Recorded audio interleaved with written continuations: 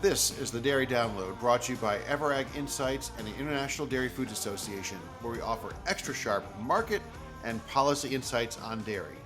I'm your host, Phil Plord. And I'm your co-host, Kathleen Wolfley. This week's episode is all about the intersection of beef and dairy markets. Cattle markets keep making new highs. We're seeing more beef on dairy breeding. Our guests will talk about where those trends are headed. We'll get to that in a minute. First, Kathleen, where are we now? Well, Phil, it is hard to believe we are sitting here on the morning of September 2nd. CME spot prices as of Friday, August 29th. CME block cheddar closed at $1.78, up 3 cents on the week.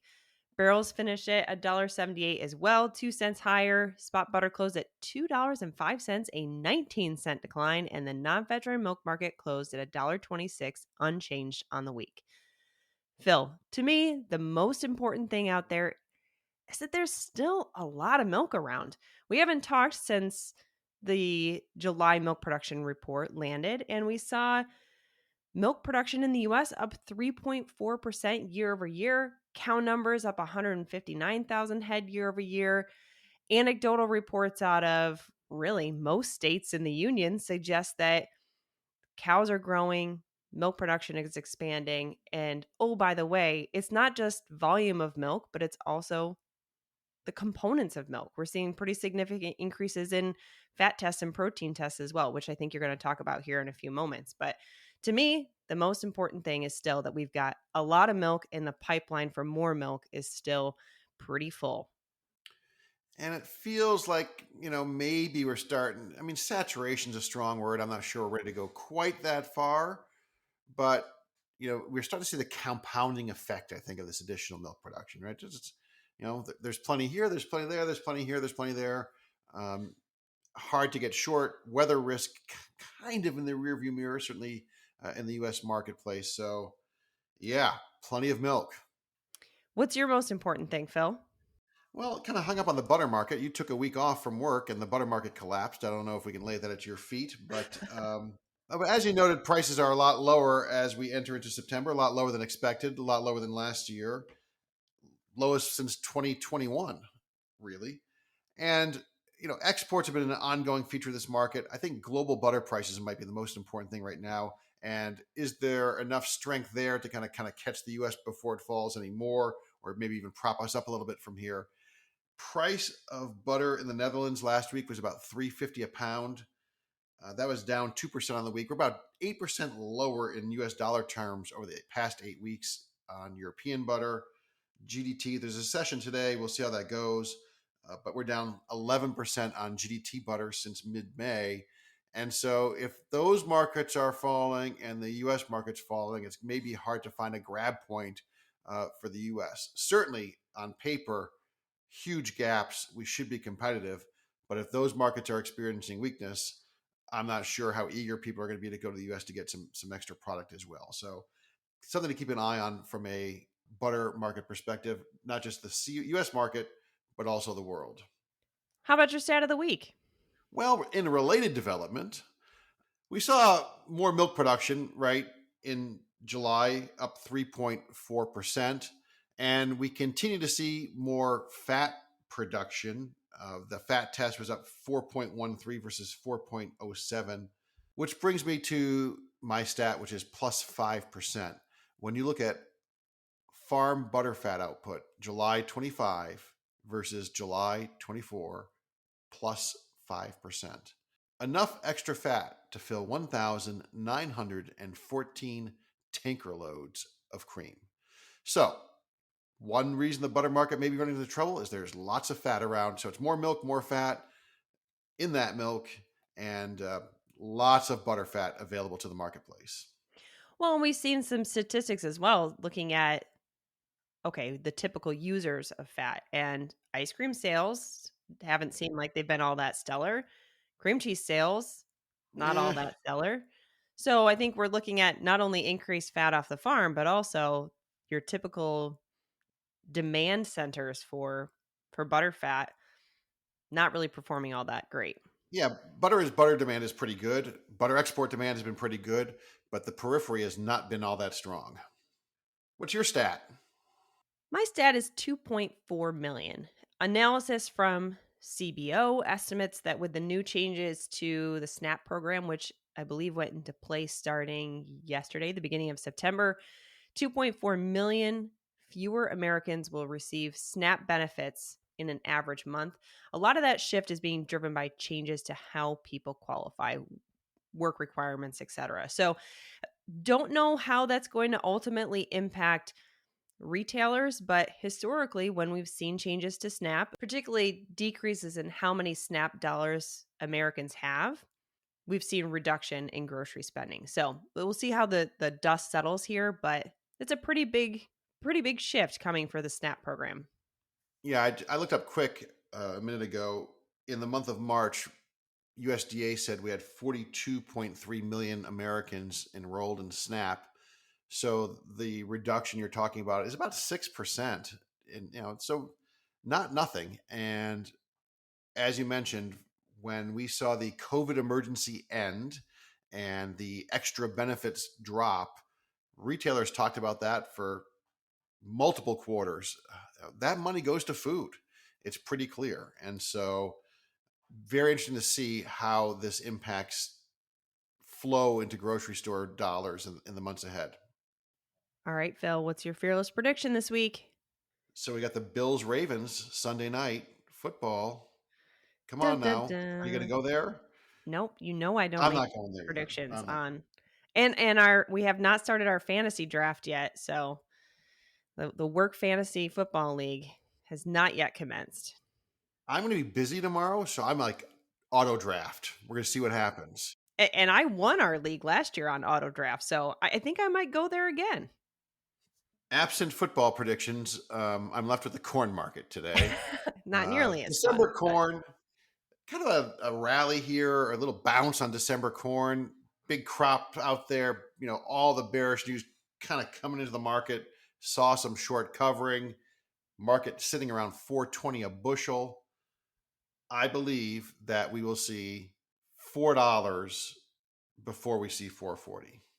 So I think this is a little short covering bounce, and the sobriety check that there's a lot of corn out there will return to the four and bring this market back closer to $4. What about you?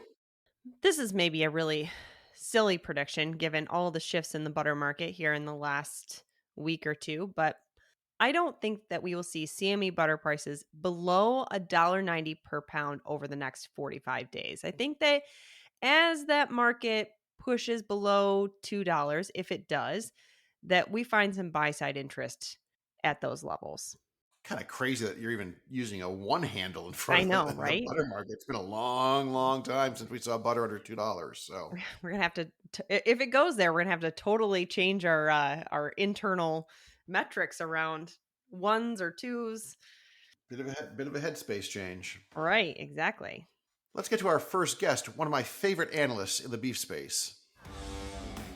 We're excited today to have Brett Stewart with us. Brett is a founding partner of Global AgriTrends, a firm that aims to provide clear, concise market intelligence for the global agri-food sector.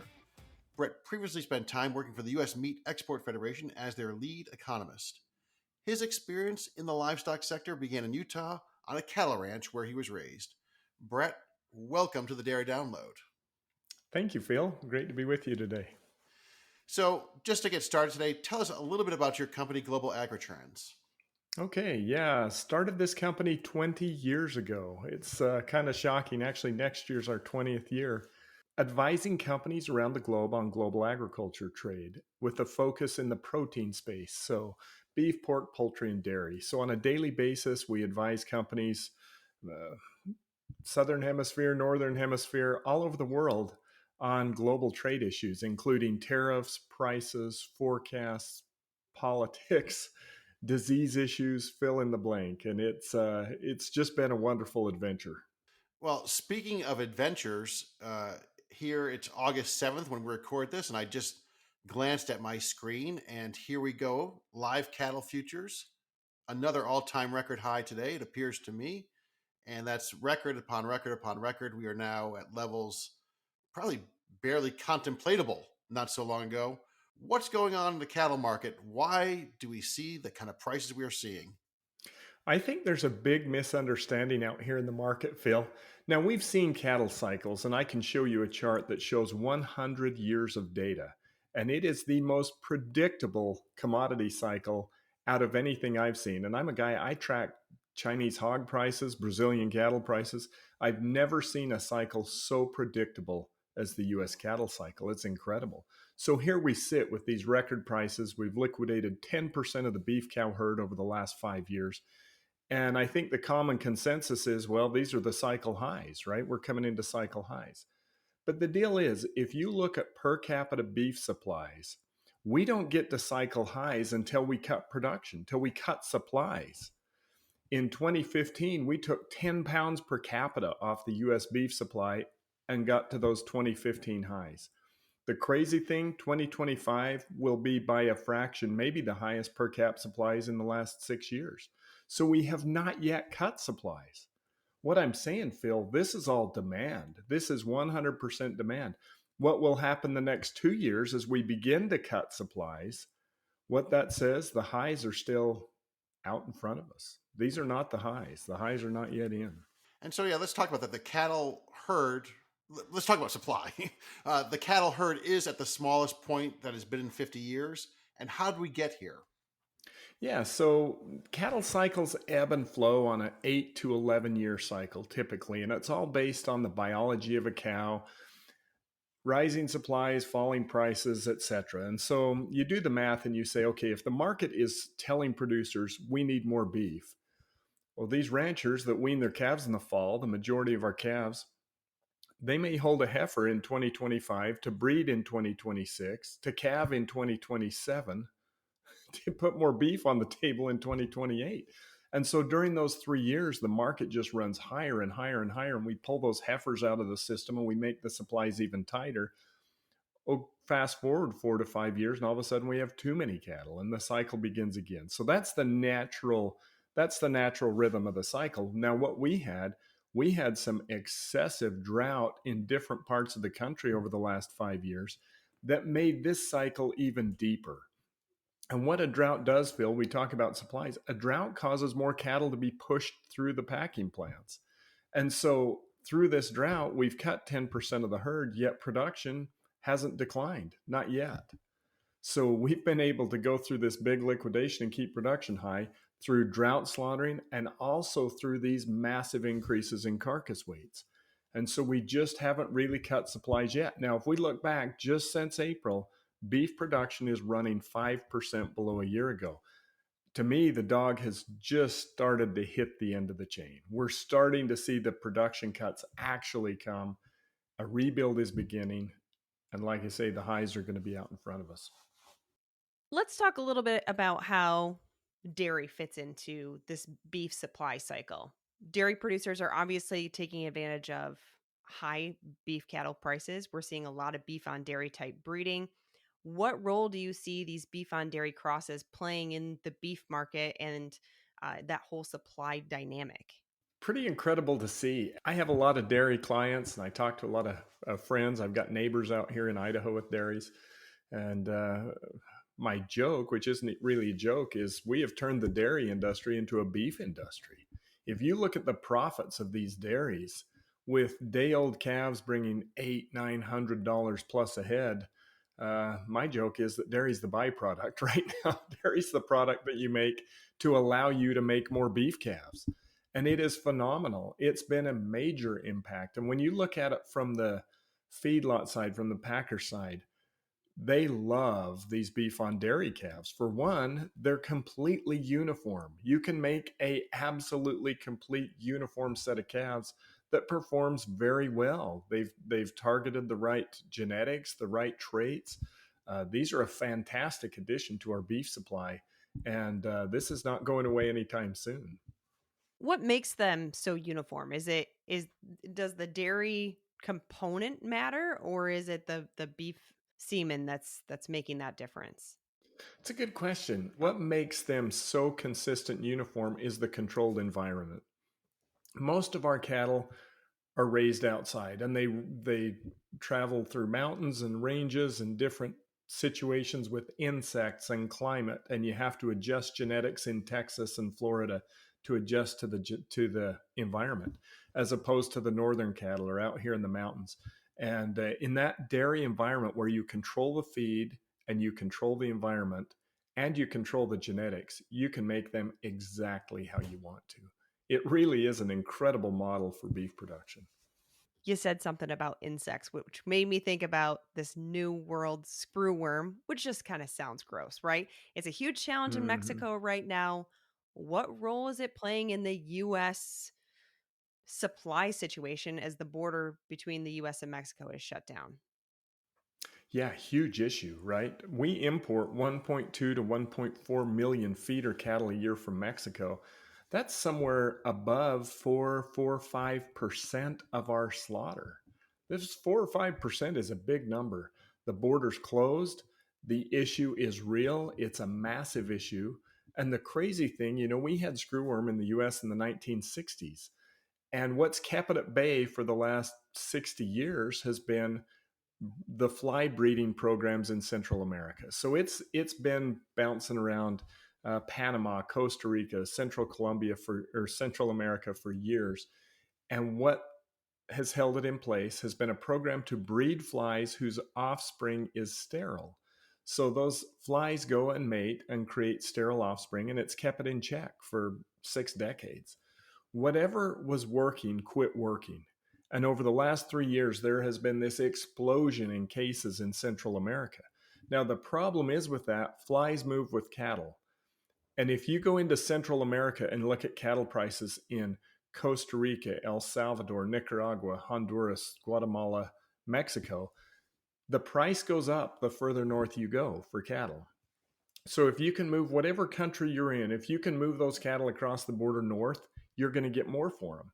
And once they get into southern Mexico, that price goes up. And then ultimately, if you get them to northern Mexico, then you're almost to a US price. So these record high US prices trickle all the way down into Central America. And there is this massive market force that pulls cattle north from Central America. And that's what we've seen, right? And the flies are going to follow the cattle. And so there is no good way to control this. The reality is the fly breeding program is not working anymore. And so I look at this and say, okay, what are the odds we get that border open? Not good anytime soon. I don't see how you can even begin to control this.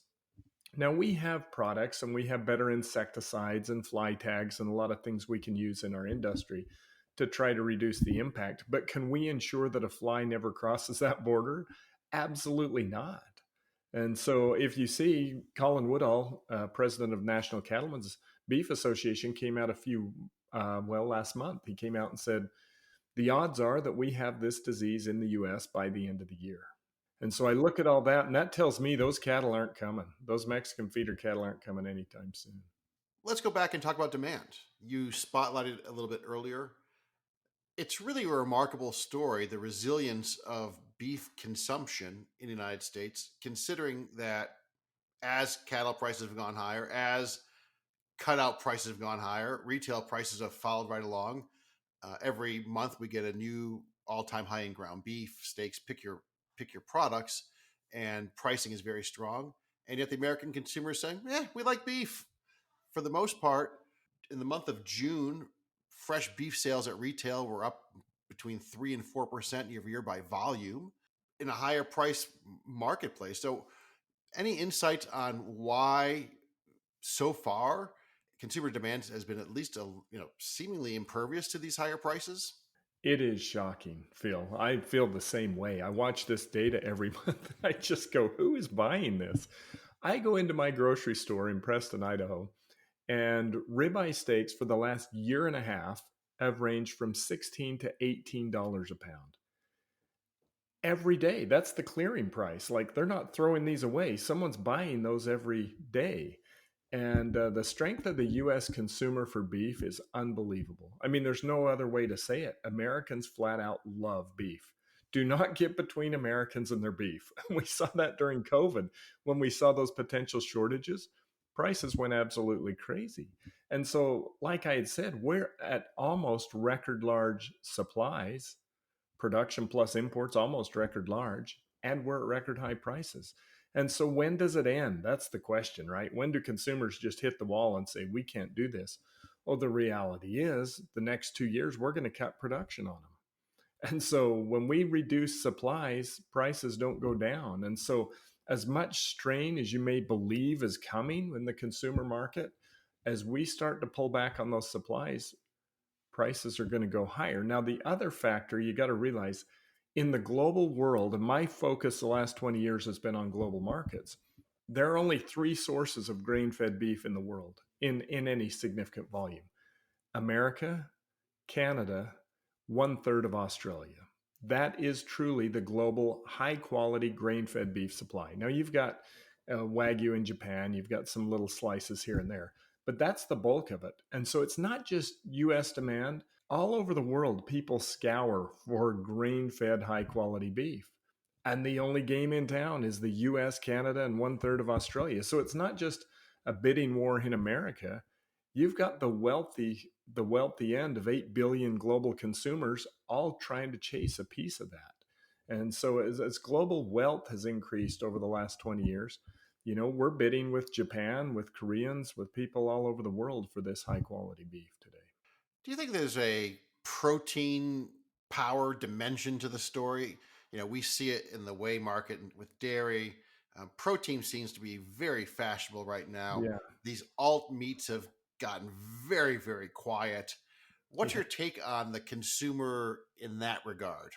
I think so, Phil. I'm not a consumer researcher, but I follow a lot of that data. The protein craze is real. It is real. And with younger consumers, they're all looking for more protein. I mean, they've got synthetic protein powders that you're adding to everything you eat now. And beef is the consummate protein, right? That's the zinc, iron. It's the protein people are looking for. It's a clean label too. I think it is. My theory is that some of this alt meat stuff is, people are like, well, how can, beef is beef, right? Alt protein has been fascinating. I mean, I remember 2019 when it was at a fever pitch. Beyond Meat's stock price was $2.39 a share. Every investor group in the world wanted a piece of it. It's the new craze. We're going to change the world. No more cows. We've solved all our problems. And boy, yeah, I mean, Beyond Meat stock price is $3 a share, $2.39 to $3. And I look at that, and to me, Phil, what's funny is the whole world was fanning those flames. The media, the investors.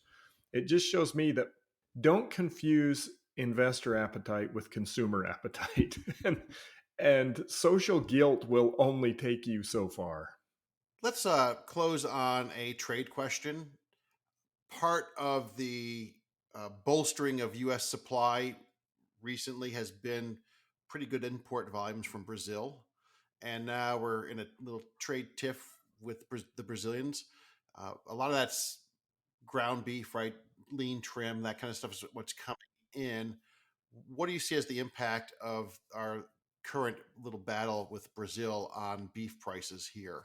It's a big deal, Phil. It's a huge deal, actually. And today's tariff day, right? Today is the day that 60 plus countries see the tariffs hit. And Brazil is the top of that list. They get a 50% tariff plus the regular 26% tariff on beef because they don't have a free trade agreement. They're at 76%. Now, I would tell you in April, Brazil was the number one supplier of beef to America, 175 million pounds. That beef has stopped. They've halted shipments. The last 3 months, those Brazilian shipments leaving Brazil have fallen. And I would expect they're going to fall very sharply here as we go forward. They simply can't pay the tariff. Now, what does that do? It just tightens our 90% lean prices another notch tighter. And so we're going to be chasing Australia, New Zealand. We're going to be looking everywhere we can to get this grinding beef. What does Brazil do? In July, Brazil exported a record amount of beef without really exporting much of any to the U.S. They exported 14 times more beef to China than they did to the U.S. in July. And their prices are going up. The Chinese bids are going higher. So Brazil, they're still going to make money. They'll move it from the U.S. and they'll ship it to China. But this global beef market is very tight. And it's going to tighten. We're going into this rebuild. Australia is just starting into a big rebuild. They're going to tighten supplies. We believe within the next year, Brazil will be in a rebuild. And so This market isn't just tightening here at home; it's tightening all around the world. And yeah, Brazil will find a place to send that beef, but for now, it's not coming here. Well, Brett, thank you so much for joining us on the Dairy Download and sharing this really fascinating discussion on the beef market and where we might be headed. Thank you, Kathleen. Thanks, Phil. Great to be with you. Now let's get the cattleman's perspective. We're excited today to have Lee Leachman with us. Lee is the CEO of Leachman Cattle of Colorado. Leachman Cattle markets over 2,000 bulls per year and is currently one of the 5 largest seed stock breeders in the U.S.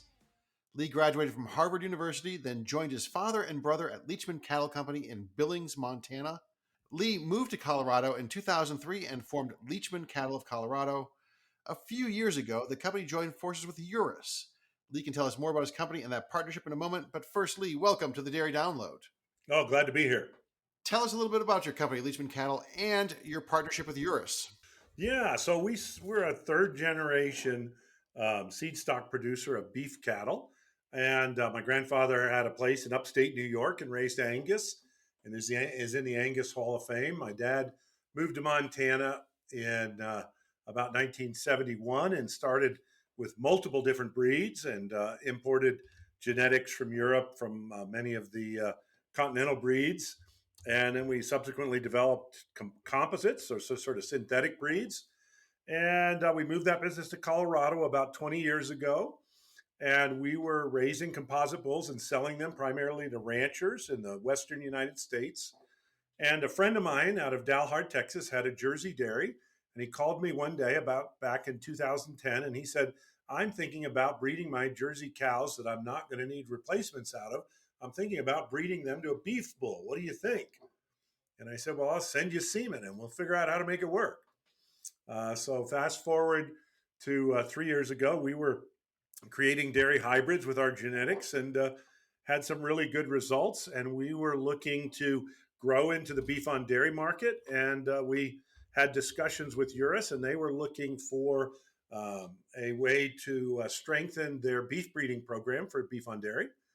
And it worked out that we joined forces. And exciting for us because Urus comes with a tremendous distribution network all over the world, plus especially here in North America, obviously.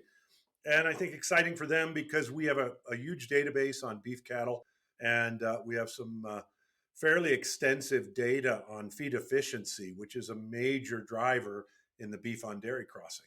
So that's what really brought us all together. So obviously you're in the beef business first and foremost, right? But as we've seen this intertwining of the beef and the dairy industries, what has your role become working with dairy producers? It's a funny thing, Kathleen. I mean, we think of ourselves as a beef company, but it's quite interesting. By next year, we'll produce more calves out of dairy cows than we do out of beef cows, which just speaks to the magnitude of the beef on dairy market, right? It's several million calves now, and I think we're breeding about 10% of those cows to our bulls now.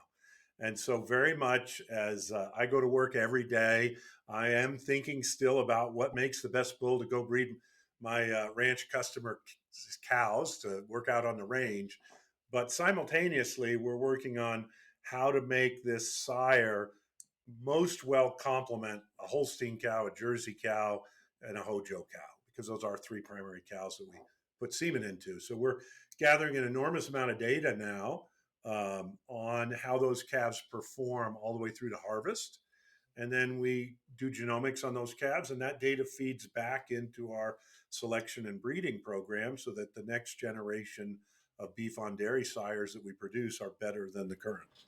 So with all that data, so you're collecting data from the dairies, right? Of what does that cross calf look like? Do you follow that data through the beef supply chain? So on the back end, you know that, hey, this dairy cow had these traits, the beef cow had these traits, and hey, that made a really great steak on the back end. Are you doing that kind of tracking through the supply chain?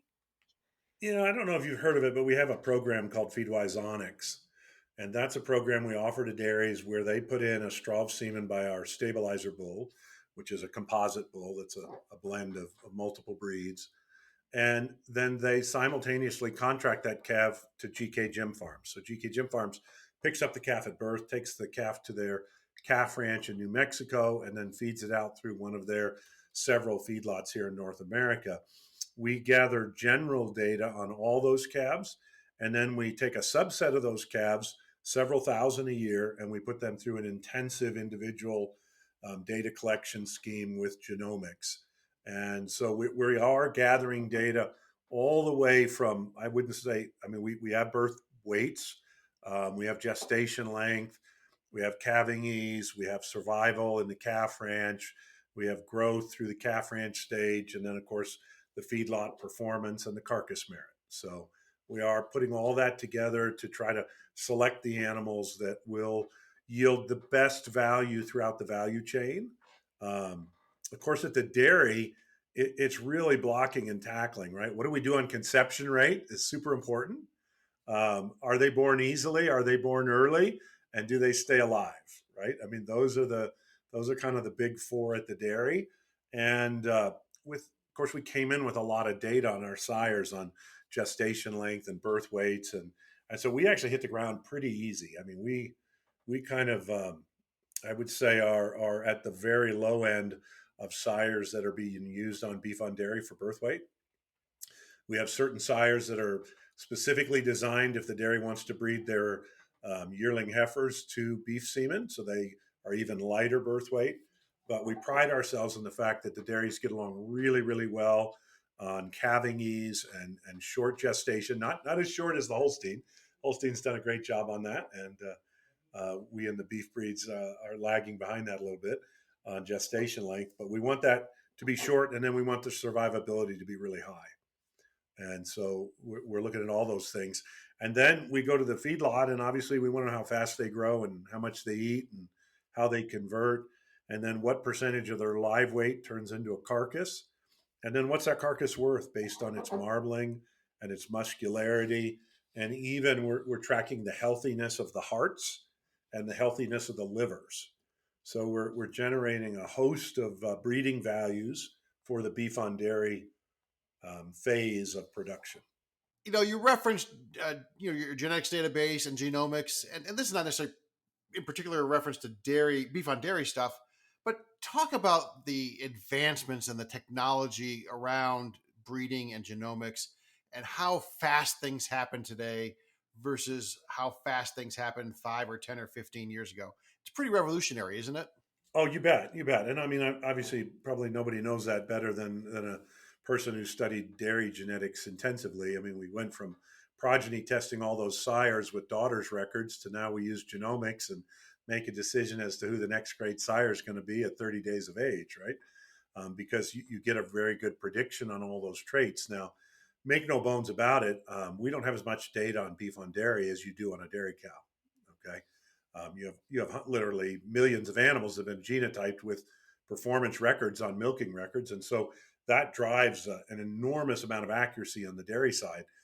On the beef side, it's interesting. We struggle to get big numbers, and that's one of the great things about beef on dairy is we can get quite a bit of numbers, right? I mean, if a beef on dairy sire makes 25,000 straws of semen in a year, we could easily get several thousand calves that we track all the way through to harvest out of that one sire. So, but the genomics is key because otherwise we'd be back in the phase like you guys were with dairy sires, right? You had to wait for the progeny proof to come in, which literally took years, right? So now we still have to wait for that progeny proof, but by the time that progeny proof is in, and this is the funny thing for people, by the time we harvest calves out of one of our beef on dairy sires, the odds are he's no longer in the sire group because he's been replaced by better genetics, right? So before we even get his records, we've taken genomics and said this young bull is going to do a better job than that old bull, okay? And then eventually that data flows in, but because of that, we're able to make much more rapid genetic turn.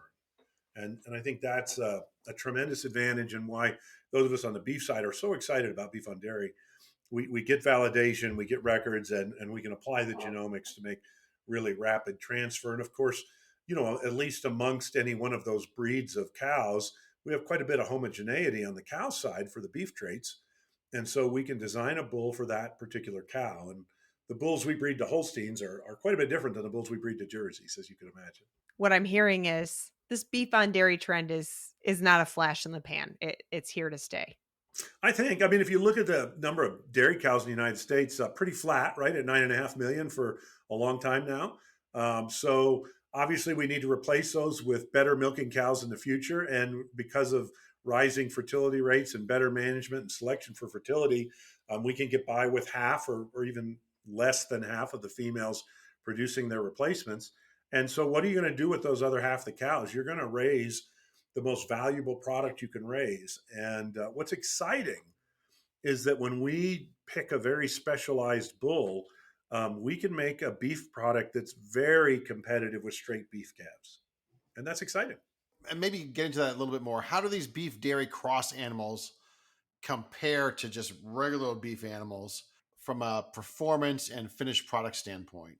Yeah, well, the performance side's hard to predict, Phil, because we don't raise very many beef calves in a calf rearing environment that a beef on dairy calf goes through, right?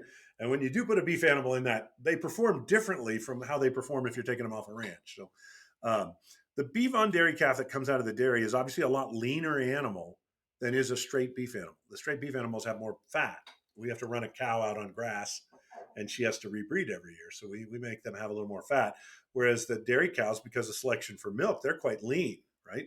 So we get this beef on dairy calf that's half dairy genetics. We can literally, pour the coals to them from a concentrate standpoint, a lot of corn, and they don't get fat. We can take them all the way to the end of the feeding period, and we really don't have a problem with external fat. In fact, the end composition of these beef on dairy calves is they have less external fat. So what that means is when we harvest that carcass, we get a number of different cuts and products. One of the products you get is 50-50 trim, which would be kind of half fat and half lean. And these beef on dairy crosses have a lot less of that. And instead, they have more 80-20, which is a much more valuable cut. Typically, these dairy crosses lack muscle shape. And what we mean there is when you look at a strip or a ribeye, you want a certain amount of thickness to it. A lot of the dairy cuts will tend to be sort of narrower and longer, if you think about it, kind of the way a Holstein cow's shaped in a way. And so we want to change that with our sire, but we can't really make that as good in a beef on dairy as we can in a straight beef. And as a percentage of live weight, the beef animals yield a higher percentage that actually stays, if you take carcass weight as a percentage of live weight, a lot of our beef animals would be bumping 64.5%. Whereas on the dairy side, we're kind of 62.5 to 63.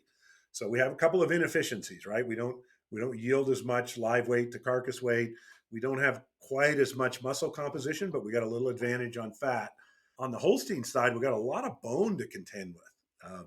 Probably not surprising, but as you look at a Holstein cow, she's got a lot more bone than your typical beef animal, and that you see that in the frame of those animals.